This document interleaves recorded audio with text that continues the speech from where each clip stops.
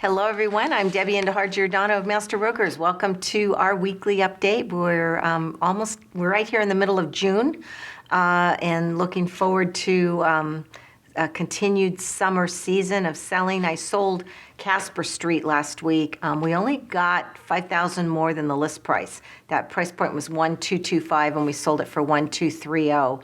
There were 20 disclosure packages sent out with agents. I had an open house with 65 buyers through, and I was surprised we only got 2 offers. So let's talk about what's going on with the market right now. First of all, the San Jose Mercury News seems to continue to talk about a hot market. In fact, on June 5th, there was an article that says Bay Area homes top 1 million in April. Pent-up pandemic demand is driving white-hot market in East Bay, Santa Clara County, say economists and agents. So everybody reads the paper, and that's not necessarily what's true and what's going on in the market. There's a great article that came online from a service that I have, and it's titled, "Is the Housing Market Starting to Slow?" So here's some indications of when it's starting to slow. You'll see less offers, less multiple offers. Well, that's happening. It's taking slightly longer to sell a property. The Rocky Mountain home took 23 days to sell, so a little bit longer in time.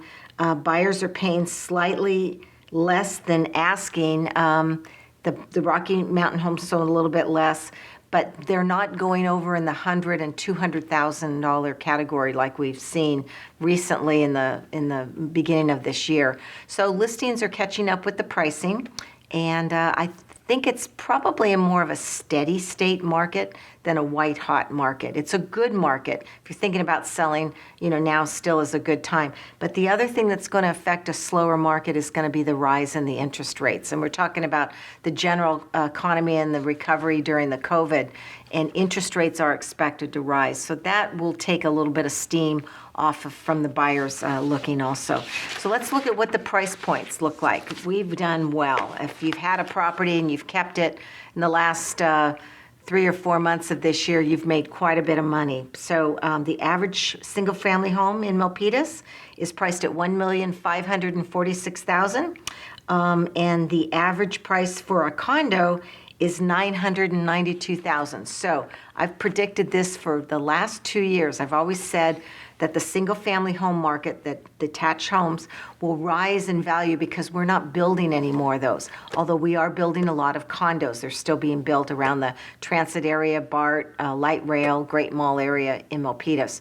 So the supply has increased. So that's kept the prices pretty steady for the condo market, but the single-family home has just consistently risen. In fact, we've had about a $200,000 to $300,000 rise just alone this year. So will that continue to go on? I have sellers that call me and wonder, is now a good time? I think we're probably pretty much at peak right now.